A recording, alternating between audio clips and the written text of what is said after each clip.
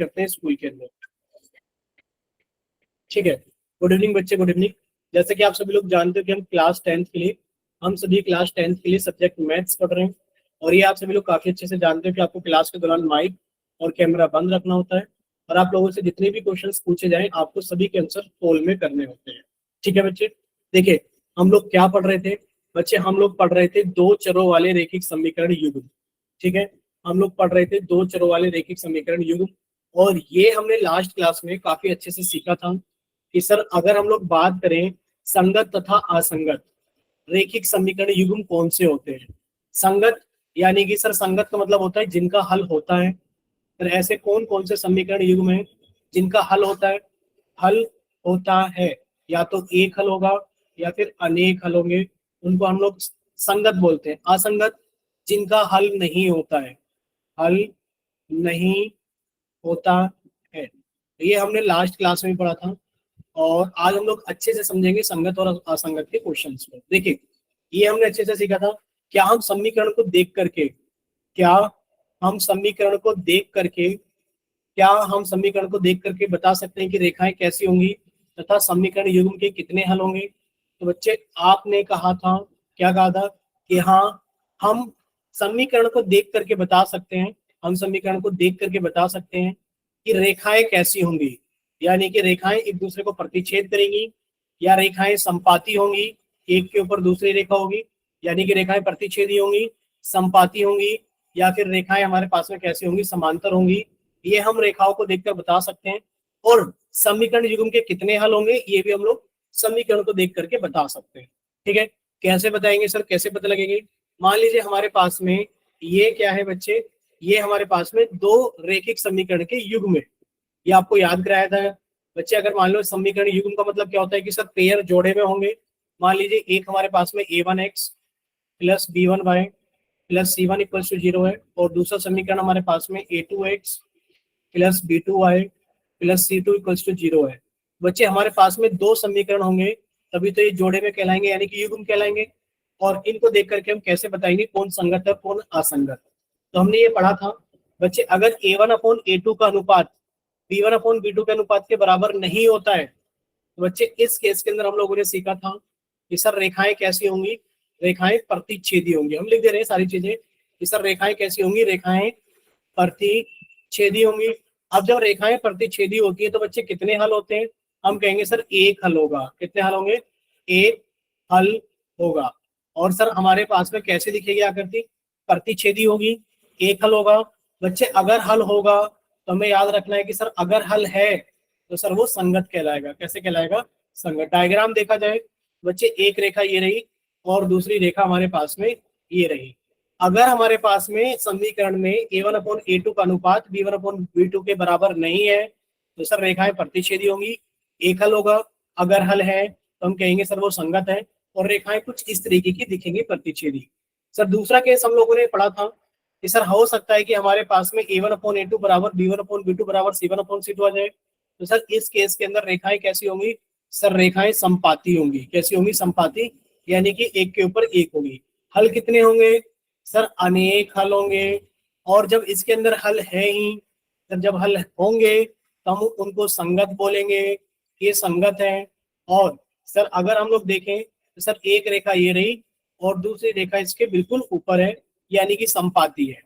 तो सर ये दोनों, इनका डायग्राम ऐसा दिखेगा। सर तीसरा केस हम लोगों ने देखा था कि ऐसा हो सकता है कि a1/a2 का अनुपात b1/b2 के बराबर हो जाए और c1/c2 के वो अनुपात बराबर ना हो। बच्चे इसमें तो हमें याद कर लेना है, क्या याद कर लेना है कि सर रेखाएं कैसी होंगी? समांतर होंगी। कैसी होंगी? रेखाएं समांतर होंगी। और जब रेखाएं समांतर होंगी तो कोई भी हल नहीं होगा, कोई भी हल नहीं होगा। और जब हल नहीं होगा तो बच्चे हम लोग जानते हैं सब, जब हल नहीं होता है तो उनको हम लोग बोलते हैं असंगत। कैसे बोलते हैं? असंगत। डायग्राम कैसे होगा कि सर एक रेखा ये रही और दूसरी रेखा इसके समांतर है, यानी कि इन दोनों के बीच में जो दूरी है वो हमेशा बराबर रहेगी। इन दोनों रेखाओं के बीच की दूरी हमेशा बराबर रहेगी। यहां तक बताइए, क्या यहां तक किसी बच्चे को कोई डाउट था लास्ट क्लास के अंदर? लास्ट क्लास के अंदर हम लोगों ने इतना कवर कर लिया था। चैट सेक्शन के अंदर बताइए क्या किसी को कोई डाउट था? चलिए अभी हमने आप सभी के माइक भी ओपन कर दिए, तो अब हम लोग थोड़ा सा आगे चलते हैं। देखिए, एक छोटी सी इंफॉर्मेशन आप लोगों के साथ में शेयर कर दी जाती है। बच्चे, अभी आपके हाफ ईयरली एग्जाम्स स्टार्ट होने वाले हैं। अभी आपके half yearly exams start, mic बंद रखिए, माइक बंद, हम माइक बंद कर रहे हैं, आप लोग ऐसे पढ़ोगे ही नहीं, हमने माइक बंद कर दिया। देखिए, अभी आप लोगों के हाफ ईयरली एग्जाम शुरू होने वाले हैं। तो बच्चे, हाफ ईयरली एग्जाम्स के अंदर आप लोग अपने स्कूल से, अपने टीचर से अपने हाफ ईयरली एग्जाम्स का सिलेबस ले लेना, ताकि हम लोग उसको अच्छे से रिवाइज कर सकें। आपके हाफ ईयरली एग्जाम्स 30 सितंबर से है, 30 सितंबर से लेकर के बच्चे 9 अक्टूबर तक हैं।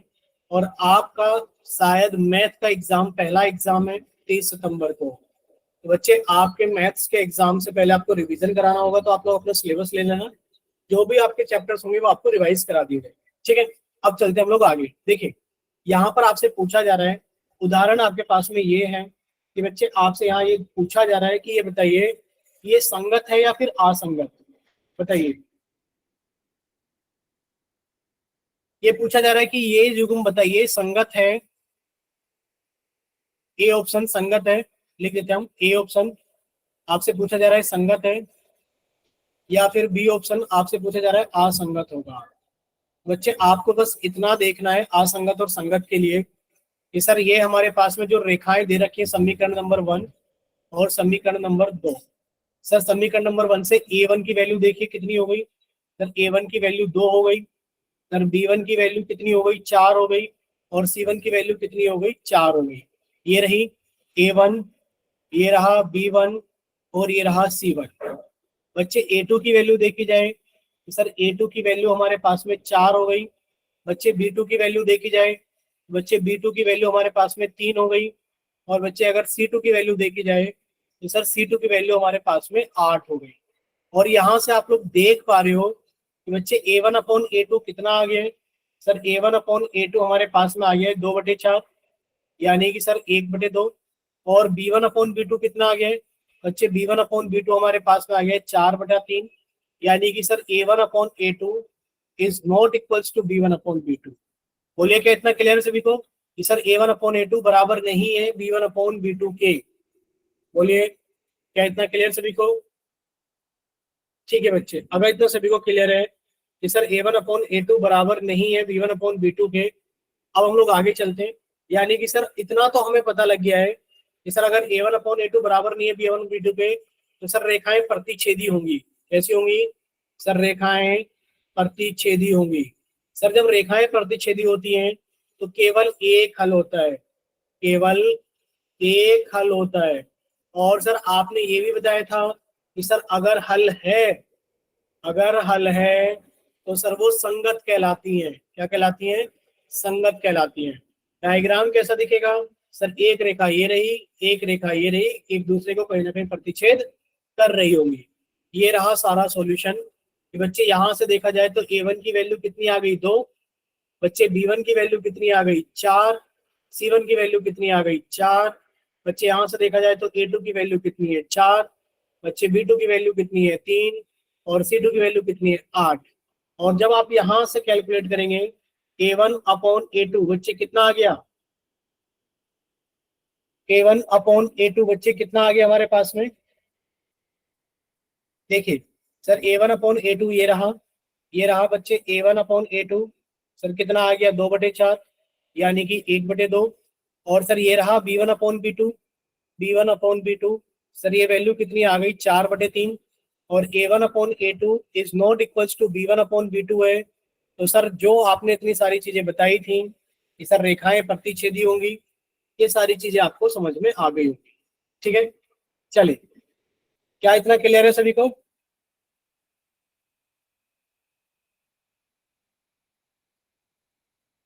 ठीक है, देखिए बच्चे, नेक्स्ट आगे देखिए। तो बच्चे, यहाँ पर A1 अपॉन A2 बराबर नहीं है B1 अपॉन B2 के।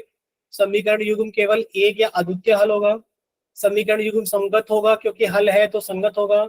और सर इंटरसेक्टिंग लाइंस होंगी, यानी कि प्रतिच्छेदी रेखाएं आप लोगों को दिखाई देंगी। ठीक है, नेक्स्ट बच्चे, अब हम लोग आगे चलते हैं। नेक्स्ट देखिए, ये केस 2 का क्वेश्चन है, जिसके अंदर आप लोगों से पूछा जा रहा है।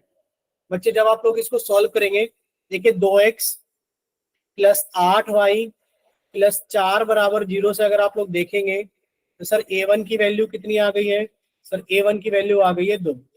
b1 की वैल्यू कितनी आ गई है? सर b1 की वैल्यू आ गई है 8। c1 की वैल्यू कितनी आ गई है? 4। अब सर दूसरी इक्वेशन है हमारे पास में, 2 की जगह 4x प्लस 16y प्लस 8 बराबर 0। सर यहां से अगर देखा जाए तो सर a2 की वैल्यू कितनी आ गई है? 4। बच्चे b2 की वैल्यू कितनी आ गई है? सर 16। और बच्चे c2 की वैल्यू कितनी आ गई है? सर 8। देखा जाए तो a1 अपॉन a2 कितना आ गया? 2/4।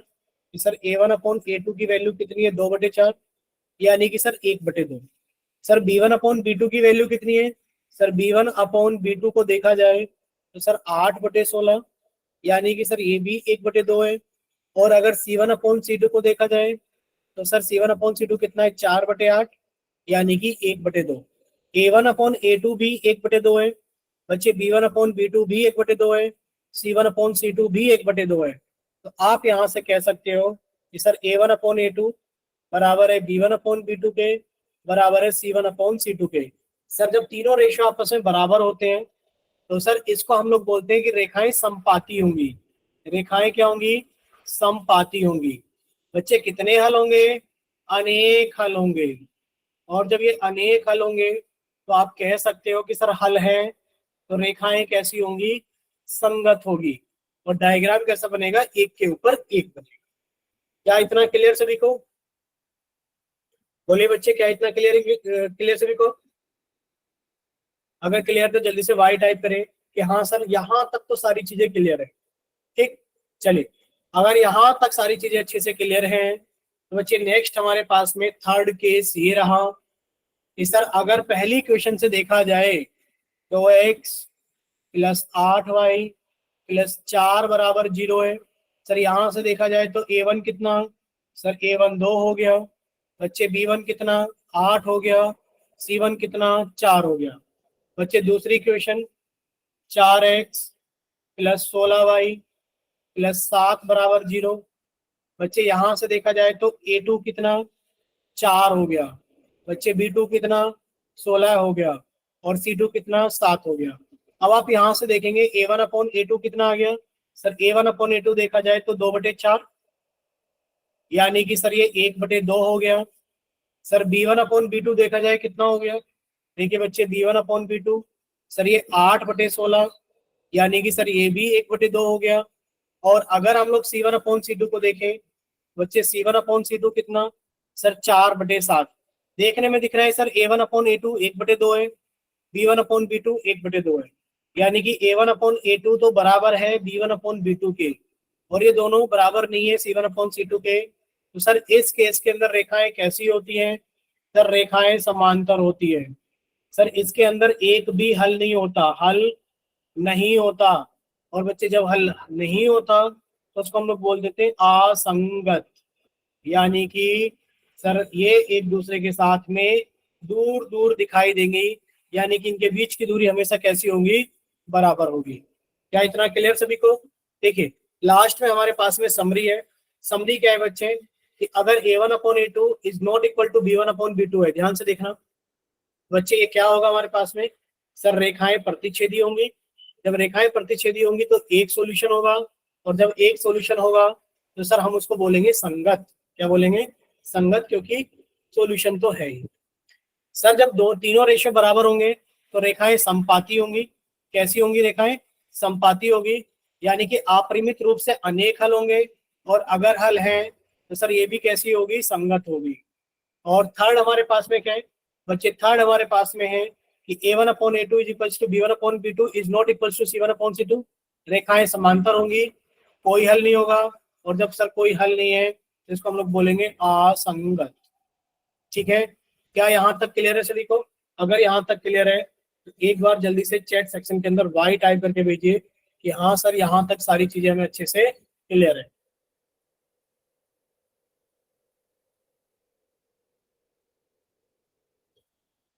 ठीक है, अगर इतना क्लियर है तो एक आसान सा क्वेश्चन आपसे पूछ लिया जाए। अच्छा ये बताइए, अगर आपसे कह दिया जाए कि बच्चे दो समीकरण हमारे पास में है a1x plus b1y plus C1 equals to 0। दूसरा समीकरण हमारे पास में ये रहा A2x plus B2y plus C2 equals to 0। ये दो समीकरण हमारे पास में हैं। अगर आपसे कह दिया जाए कि बच्चे A1 upon A2 is not equals to B1 upon B2 है, तो बताइए कौन सा ऑप्शन ट्रू होगा। इन दोनों समीकरण को देख करके अगर आपको दे दिया जाए कि बच्चे A1 upon A2 is not equal to B1 upon B2 है, तो आप इसमें से बताइए कौन सा होगा। कि बच्चे कोई हल नहीं, कोई हल नहीं, सेकेंड ऑप्शन यानी कि बी ऑप्शन है, ये ए मान लेना, ये बी मान लेना। बच्चे बी ऑप्शन है हमारे पास में अद्वितीय हल, अद्वितीय हल यानी कि इसको हम लोग बोलते हैं यूनिक सॉल्यूशन, यानी कि केवल एक हल, केवल एक हल। बच्चे तीसरा हमारे पास में ये रहा कोई हल नहीं। अच्छा वो तो हो गया ए ऑप्शन। अपरिमित रूप से अनेक हल, अपरिमित रूप से अनेक हल। और चौथा ऑप्शन है इनमें से कोई नहीं, डी ऑप्शन, इनमें से कोई नहीं। बोलिए कौन सा ऑप्शन सही होगा आपकी तरफ से। बी ऑप्शन, केवल एक हल यानी कि अद्वितीय हल।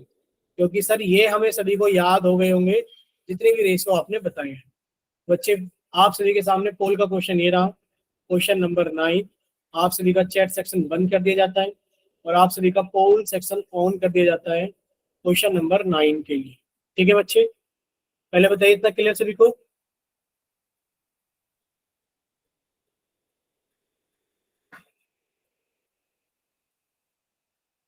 ठीक है बच्चे, आप सभी के लिए क्वेश्चन नंबर 9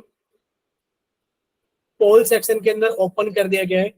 आप लोग जल्दी से सॉल्व करें और अपना आंसर जल्दी से पोल सेक्शन के अंदर वोट करें। सॉल्व कीजिए और अपना आंसर जल्दी से पोल सेक्शन के अंदर वोट कीजिए। क्वेश्चन नंबर 9 आप सभी के सामने आ गया होगा। सॉल्व कीजिए और अपना आंसर जल्दी से पोल सेक्शन के अंदर वोट कीजिए। अभी क्लास के अंदर 74 स्टूडेंट्स हैं और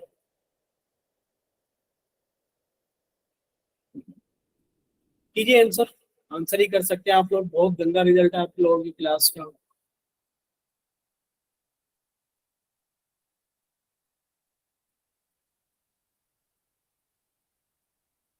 चलिए बहुत सारे बच्चे अभी बाकी हैं, अभी सिर्फ 22 बच्चों का आंसर आया है, 23 बच्चों का।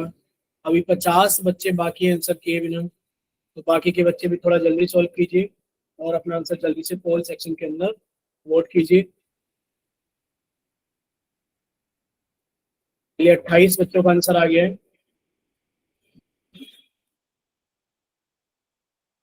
बाकी बच्चे भी जल्दी से सॉल्व कीजिए और अपना आंसर जल्दी से पोल सेक्शन के अंदर वोट कीजिए।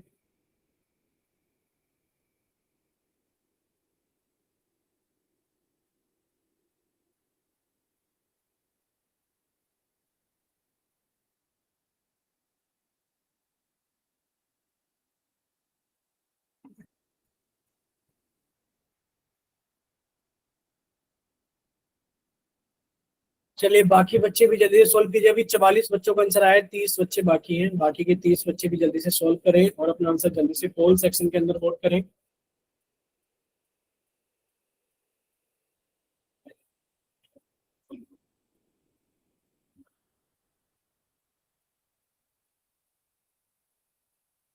चलिए 46 बच्चों का आंसर आ गया है।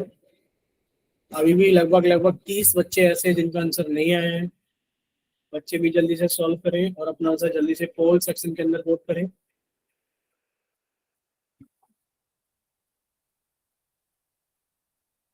चलिए लास्ट 5 सेकेंड्स, 5।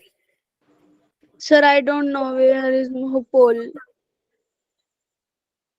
अब पोल नहीं पता बच्चे कैसे आता है पोल।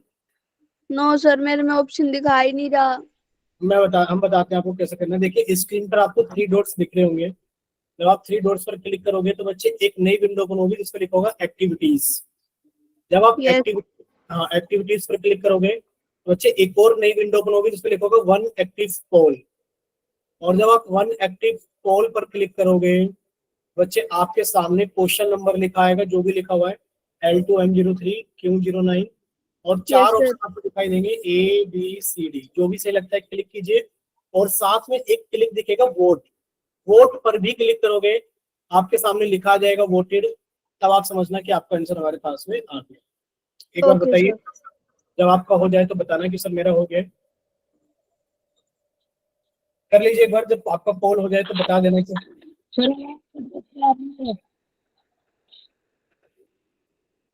बच्चे हो गया क्या आपका। राजकुमार के नाम से जिस बच्चे ने क्लास ज्वाइन की है, आज शायद पहली बार क्लास ज्वाइन की थी।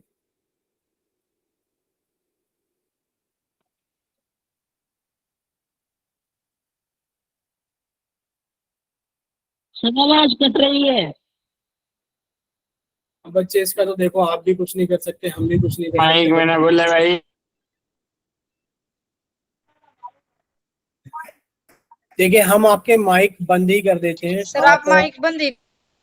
माइक बंद ही कर दिए बच्चे, मतलब क्लास के अंदर हम सोचते हैं कि बच्चे को थोड़ा सा बोल ले, बता दे सारी चीजें अपने बारे में, वो भी बता दे, पर आप वो ऐसा नहीं चाहते हो। चलिए आपके माइक बंद कर देंगे, लास्ट 5 सेकेंड्स। 5, 4, 3, 2, 1। चलिए आप सभी का पोल सेक्शन बंद किया जाता है और आप सभी का चैट सेक्शन ऑन कर दिया गया है। जिन बच्चों के पास से पोल सेक्शन नहीं आता है, वो बच्चे जल्दी से जाइए चैट सेक्शन में, अपनी तरफ से सही ऑप्शन भेजिए कि बच्चे आपकी तरफ से कौन सा ऑप्शन सही है। ठीक है, अब आप सभी को काफी सारे बच्चों के आंसर दिख गए होंगे, चैट में भी और पोल में भी। अब हमें कोई मतलब नहीं रहता है पोल के अंदर बताने से कि कितने बच्चों ने आंसर किया है। 51 बच्चों ने आंसर किया है, 12, 9, 28, तो 12, 9, 28, 2। ठीक है, ये पोल का रिजल्ट है। अब देखिए आप लोगों से इतना आसान क्वेश्चन पूछा गया था कि बच्चे एक समीकरण ये रही, a1x plus b1y plus c1 बराबर 0। दूसरी समीकरण ये रही a2x plus b2y plus c2 बराबर 0।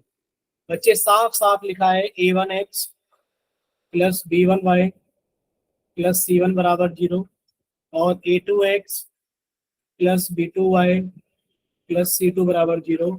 यानी कि ये दो समीकरण युग्म आपके पास में है, दो समीकरण है, यानी कि आपके पास में समीकरण युग्म है, जिसके अंदर वो साफ साफ कह रहा है कि a1/a2 बराबर है b1/b2 के, बराबर है c1/c2 के। ये लिखा हुआ है a1/a2 बराबर है b1/b2 के, बराबर है c1/c2 के। कंडीशन बताओ कौन सी ट्रू होती है। आपको तो ये याद होना चाहिए कि सर जब तीनों रेशियो बराबर होते हैं तो रेखाएं समपाती होती हैं। सर जब रेखाएं समपाती होती हैं तो अनेक हल होते हैं। सर जब अनेक हल होते हैं, यानी कि अगर हल हैं तो सर हम उनको संगत बोलते हैं। इतना तो हमें देखते के साथ ही पता लग जाना चाहिए। अब देखिए कौन सा ऑप्शन सही हो गया कि सर अपरिमित हल, यानी कि इनफाइनाइट सॉल्यूशन।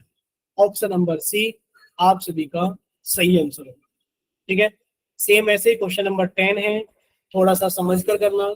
आप सभी का चैट सेक्शन बंद कर दिया गया है और आप सभी का पोल सेक्शन ऑन कर दिया गया है। ठीक है बच्चे, चैट सेक्शन बंद कर दिया गया है और आप सभी का पोल सेक्शन ऑन कर दिया गया है क्वेश्चन नंबर 10 के लिए। सॉल्व कीजिए और अपना आंसर जल्दी से पोल सेक्शन के अंदर वोट कीजिए। क्लास के अंदर 73 स्टूडेंट्स हैं, देखते हैं कितने बच्चे आंसर करते हैं।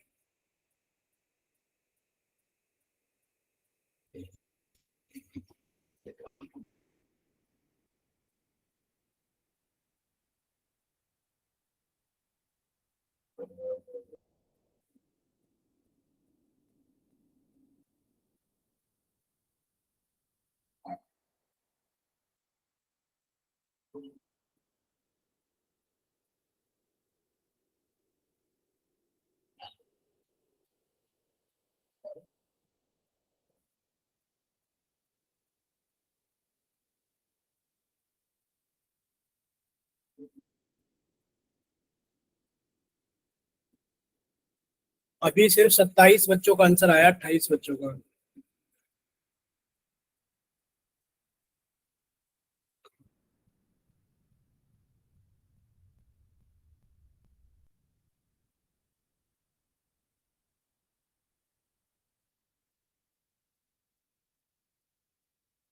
चलिए 33 33 स्टूडेंट्स का आंसर आ गया।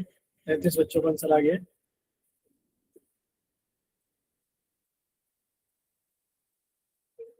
चलिए 35 बच्चों का आंसर आ गया।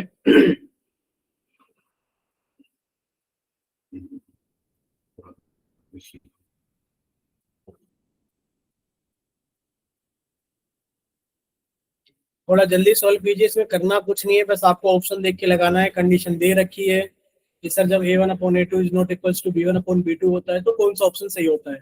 4 सेकंड का भी क्वेश्चन नहीं है, लास्ट 5 सेकंड आपको दे रहे। 5, 4,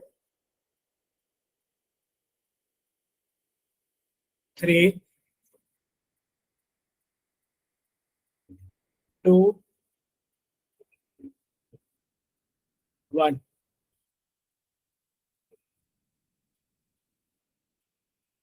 अभी 43 स्टूडेंट्स ने आंसर किया है 74 में से। 74 में से अभी 43 बच्चों ने आंसर किया है, यानी कि सीधा सीधा 30 बच्चे बाकी हैं। Last 5 seconds. 5, 4, 3, 2, 1। चलिए आप सभी का पोल सेक्शन बंद किया जाता है और आप सभी का चैट सेक्शन ऑन किया जाता है। जिन बच्चों के पास में पोल सेक्शन नहीं आता है वो बच्चे जल्दी से जाइए चैट सेक्शन में, अपनी तरफ से सही ऑप्शन भेजिए कि आपकी तरफ से कौन सा ऑप्शन सही है।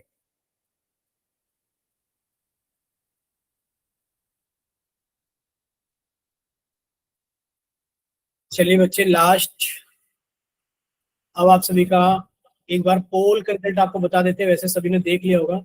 24, 8, 11, 3। 24, 8, 11, 3। बच्चे इतना, इससे ज्यादा आसान बोर्ड के एग्जाम में कुछ नहीं आ सकता है कि आपको दो समीकरण दिए गए हैं, a1x plus b1y plus c1 बराबर 0, a2x plus b2y plus c2 बराबर 0, और उसमें भी लिख के दे रहा है कि a1/a2 is not equals to b1/b2।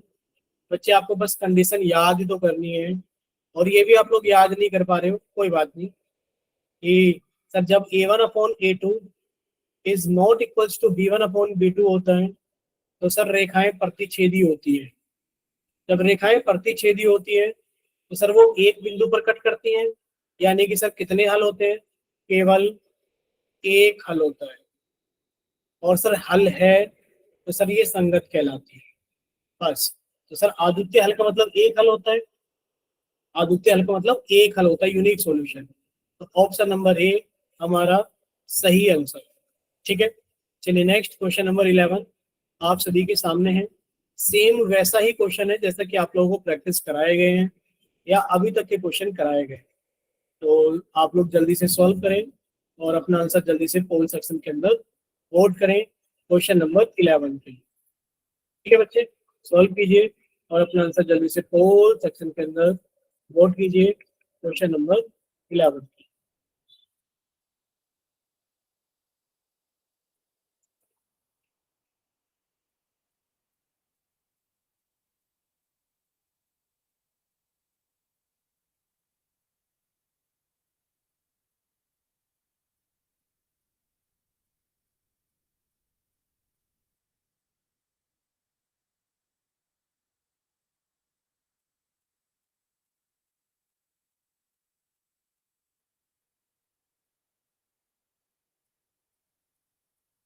बच्चे पोल सेक्शन ऑन कर दिया है, सॉरी हम ऑन करना भूल गए थे, ऑन कर दिया है। क्वेश्चन ये आपसे पूछा गया है कि समीकरण आपको दे रखे हैं कि 6x माइनस के 3y प्लस के 10 बराबर 0 है, और बच्चे एक में 2x माइनस के 1y प्लस के 9 बराबर 0 है।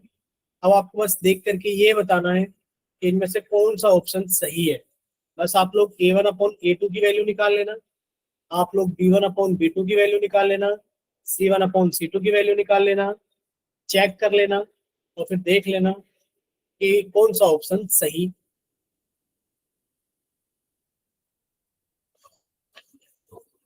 चलिए बच्चे,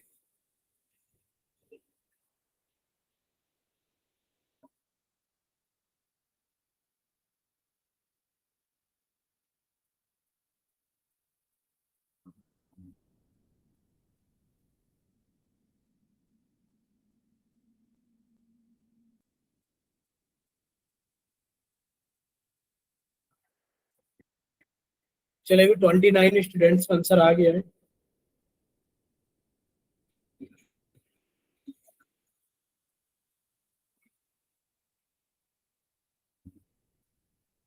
चलिए 34 बच्चों का आंसर आ गया है।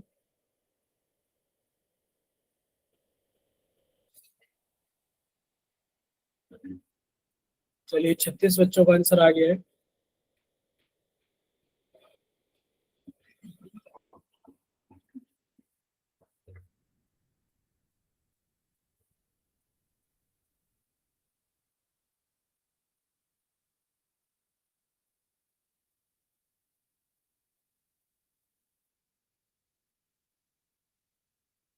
चलिए 37 बच्चों का आंसर आ गया है।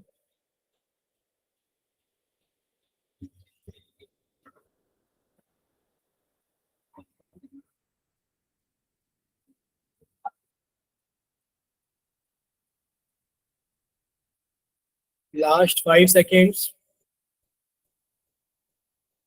Last 5 seconds, 5,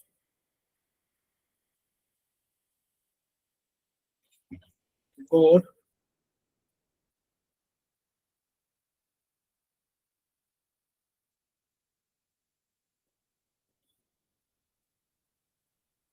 3,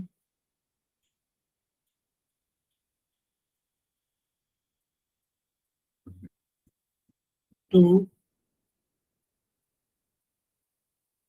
1। चलिए आप सभी का पोल सेक्शन बंद किया जाता है और आप सभी का चैट सेक्शन ऑन किया जाता है।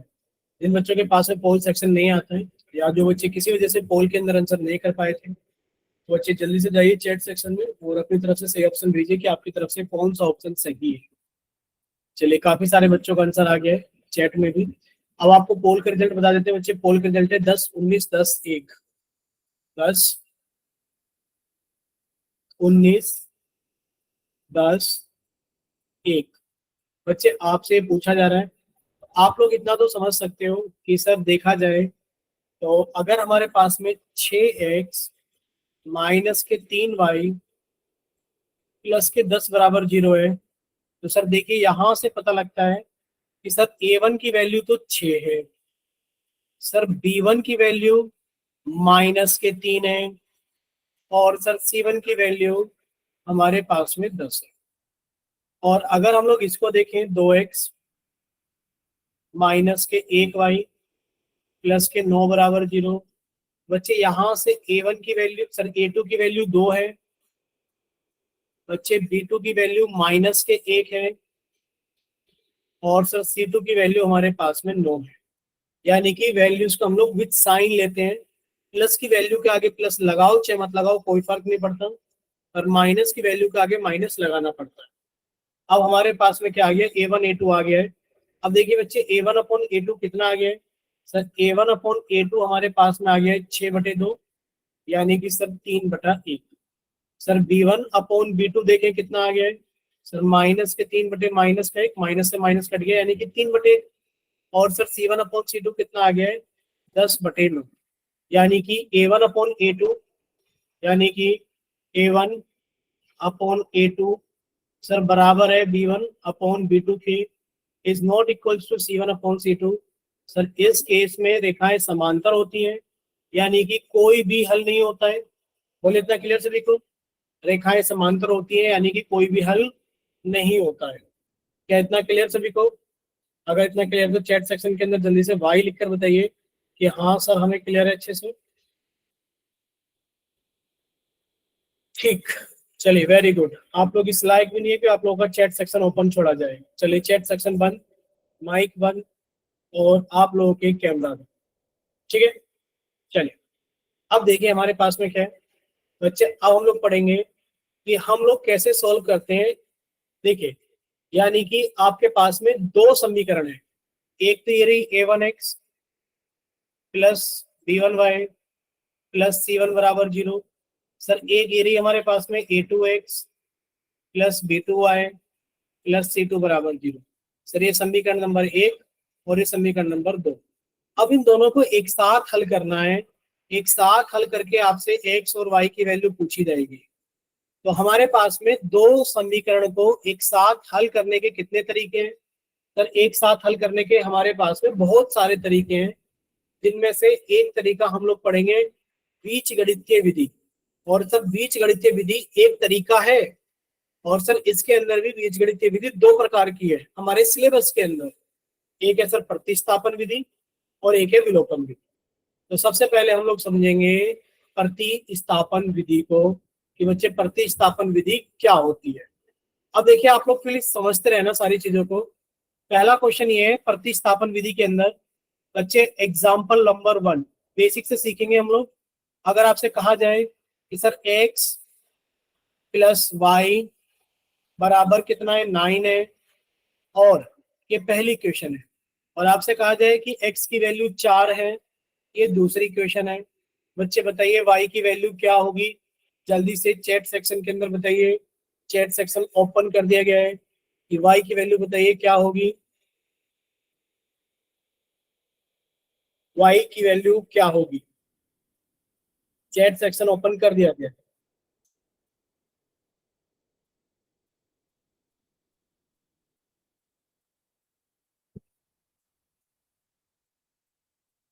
सत्तर में से 5-6 बच्चों का आंसर आया है सिर्फ।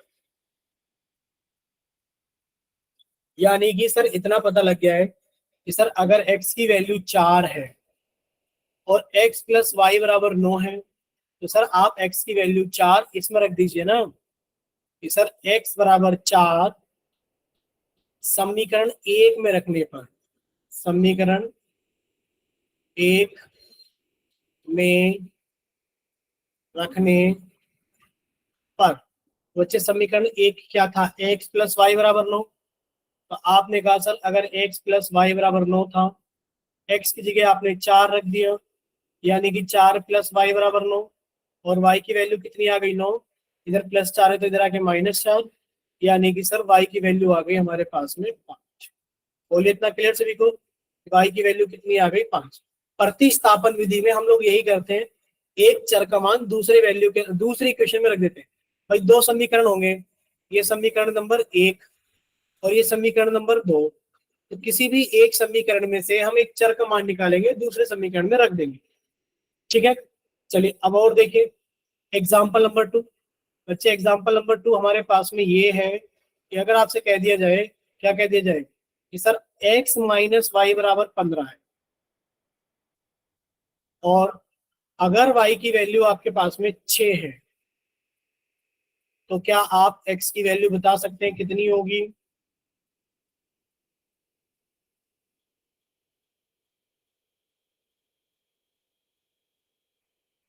चलिए कोई नहीं, हमने चैट सेक्शन बंद कर दिया है भाई सब। इस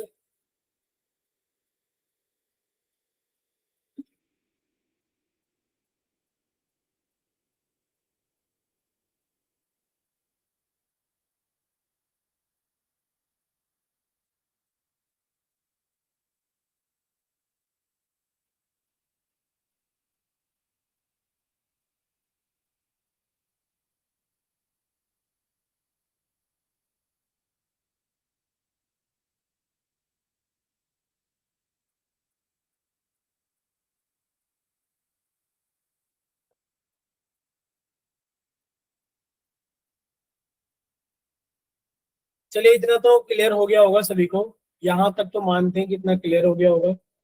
अब हम एक काम करेंगे, ना तो आपका कैमरा ऑन होगा, ना माइक ऑन होगा, ना चैट सेक्शन ऑन होगा। बहुत मुश्किल है पढ़ना ऑनलाइन क्लासेस के अंदर, कि जब ना आपका माइक ओपन हो रहा हो, ना कैमरा ओपन हो रहा हो, ना ही आपका चैट सेक्शन ओपन हो रहा हो। बहुत मुश्किल। ठीक है, शायद इतना मुश्किल है कि इसके अलावा जिंदगी में कुछ भी मुश्किल नहीं हो सकता जितना पढ़ना मुश्किल है। आपको जितने बच्चों को समझ में आ जाए अच्छी बात है, ना समझ में आए कोशिश क्या करो कि आप सभी बच्चे अपना रेगुलर बैच ज्वाइन किया करें। और इस बैच के अंदर एक बच्चा आता है लोयन गेमर के नाम से। उसको जो भी बच्चा जानता हो, जो भी बच्चा इस बच्चे को जानता है, जो भी बच्चा लोयन गेमर के नाम से क्लास को ज्वाइन करता है, एक रिक्वेस्ट है सभी से कि बच्चे उसका SRN नंबर, उसका मोबाइल नंबर और उसका नाम आप बता दीजिए जब क्लास की छुट्टी होगी चैट सेक्शन में। और लोयन गेमर के नाम से अगर बच्चे क्लास में हैं और वो सुन रहे हैं, बच्चे आपसे भी एक रिक्वेस्ट है कि आप क्लास को ज्वाइन ना किया, ठीक है, ज्वाइन मत करो, आपको पढ़ने की कोई जरूरत नहीं है। आपके जैसे बच्चे अगर कहीं जाएं और अपने घर पे काम करें या फिर जो भी आपको अपना टाइम 1 घंटा इस्तेमाल करना है वो कर सकते हैं, पर क्लास को ज्वाइन ना करें, आपसे भी रिक्वेस्ट है, ठीक है। तो अगर आप सुन पा रहे हैं, जो भी बच्चे सुन पा रहे हैं, वो एक काम जरूर करना, अगर आप जानते हैं लोयन गेमर के नाम से जो भी बच्चा आता है उसके बारे में आप जितनी इन्फॉर्मेशन बता सकते हैं बता देना।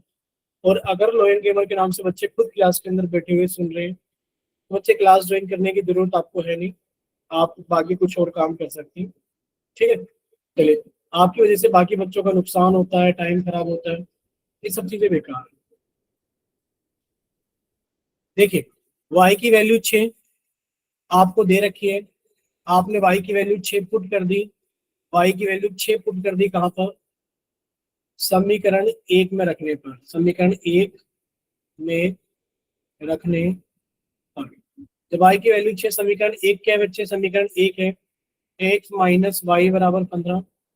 बच्चे y की जगह 6 रखना है, तो x माइनस बच्चे 6 बराबर 15।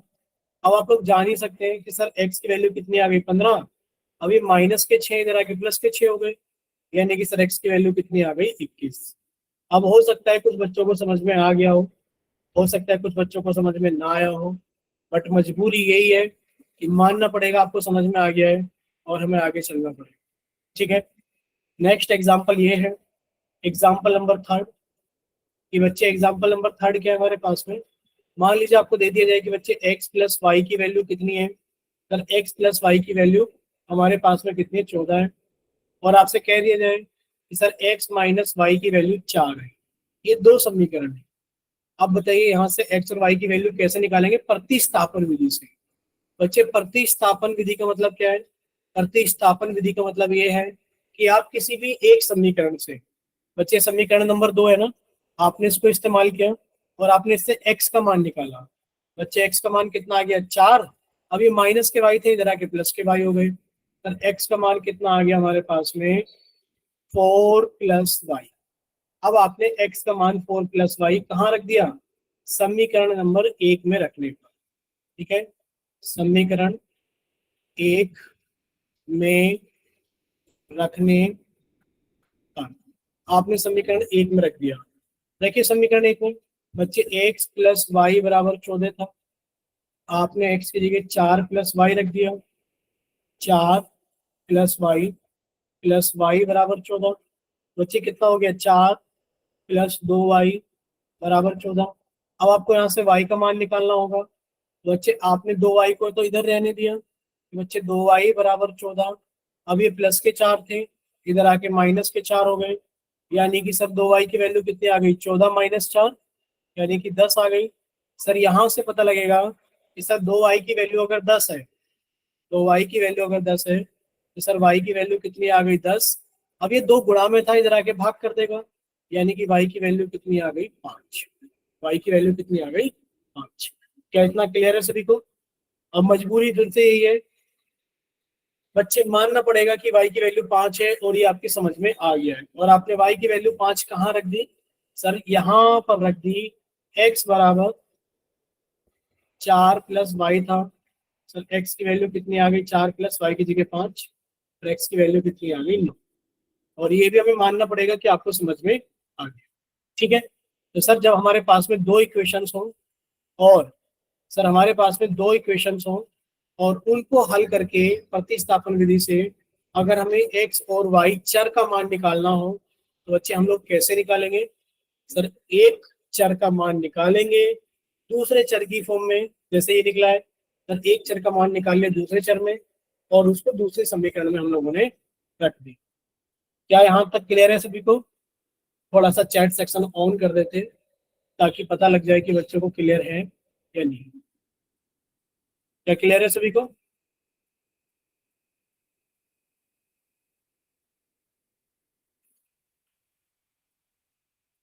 बच्चे चैट सेक्शन ऑन कर दिया गया है, आप लोग बता सकते हैं क्लियर है कि नहीं।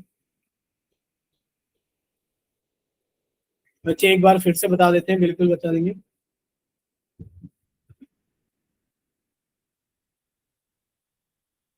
ठीक है, यानी कि आप सभी को क्लियर है। एक बार फिर से बताने की डिमांड है एक बच्चे की, एक बार फिर से बता देते हैं। चैट सेक्शन सभी का बंद कर दिया गया है।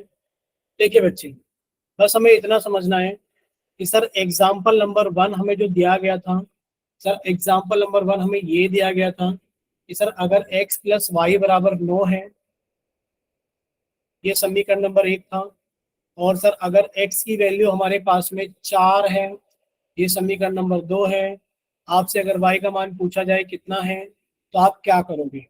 आप x की वैल्यू 4 समीकरण नंबर 1 में रख दोगे, यानी कि x प्लस वाई बराबर अगर 9 है तो x की जगह 4 रखा क्योंकि गिवन है, प्लस वाई बराबर 9। बच्चे y की वैल्यू कितनी आ गई? 9, और ये 4 इधर आके घट गया, यानी कि सर y की वैल्यू आ गई 5। सबसे पहले एग्जाम्पल में हमने ये समझा।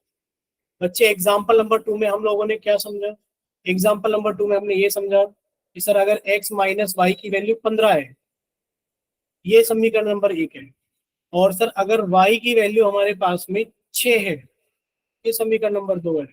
आपसे x की वैल्यू पूछी जाए कितनी है, तो आसान है भाई, आपने क्या करा, y की वैल्यू को उठा के रख दिया। y की वैल्यू को उठा के कहाँ रख दिया?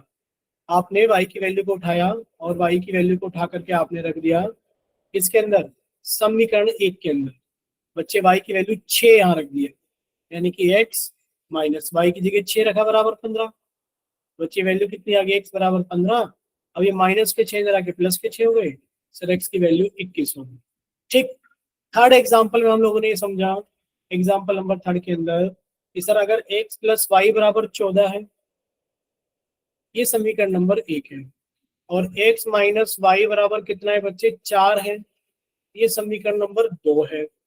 अब आपसे पूछा जाए कि आप x और y की वैल्यू बताइए, तो बच्चे अब आपके पास में डायरेक्ट नहीं है कि x का मान आप यहाँ रख दें या फिर आप y का मान यहाँ रख दें, नहीं है।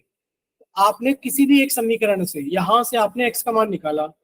बच्चे अगर x माइनस वाई बराबर 4 है, तो x का मान कितना आ जाएगा? सर x का मान आ जाएगा बराबर 4। अब ये माइनस के y था, इधर आके प्लस के y हो गया, यानी कि इसको हम लोग समीकरण नंबर 3 लिख सकते हैं। और हमें पता लग गया कि सर जो हमारा x का मान है वो 4 प्लस वाई है। अब x का मान 4 प्लस वाई रख दो समीकरण नंबर 1 में। बच्चे कितना रख दिया? समीकरण नंबर 1 थी x प्लस वाई बराबर 14, और इसके अंदर आपने x की जगह लिख दिया 4 प्लस वाई बराबर 14। बच्चे अब जब y प्लस वाई कितना हो गया? 2 पाई, यानी कि 4 प्लस 2y बराबर 14। बच्चे यहाँ से 2y का मान निकालोगे, बच्चे 2y का मान कितना आ गया? 14। ये प्लस के 4 से इधर आके माइनस के 4, सर 2y बराबर कितना आ गया? 10। और y की वैल्यू कितनी आ गई? 10/2, यानी कि 5 आ गई। सर y की वैल्यू तो 5 आ गई है, लेकिन पर आपसे सर y का मान नहीं पूछा गया, x और y दोनों का मान पूछा गया है। बच्चे y का मान अगर 5 है तो आपने यहाँ रख दिया, यानी कि सर x बराबर 4 प्लस वाई था, x बराबर 4 प्लस वाई की जगह 5 था, और x बराबर कितना हो गया? बोले क्लियर सभी को? x और y की वैल्यू आ गई। प्रतिस्थापन विधि के अंदर हम लोग ऐसा ही करेंगे, एक चर का मान निकालेंगे दूसरे चर की फॉर्म में और फिर उसको पुट कर देंगे दूसरे इक्वेशन के अंदर। अगर यहाँ तक क्लियर है सभी को, तो एक बार और फिर से चैट सेक्शन ओपन कर देते हैं। अगर क्लियर तो वाई टाइप करें, और अगर नहीं है, डाउट है, तो बच्चे आप फिर से लिखकर भेज सकते हैं कि सर रिपीट कीजिए। क्लियर है सभी को? ठीक है बच्चे, अगर इतना सभी को क्लियर है तो एक क्वेश्चन हम लोग और समझ लेते हैं और फिर बच्चे अब रिपीट नहीं करेंगे। ठीक है, ये क्लास अब हम लोग यहीं तक रखेंगे। और अब आप हमें थोड़ी सी इंफॉर्मेशन बताओगे लो एन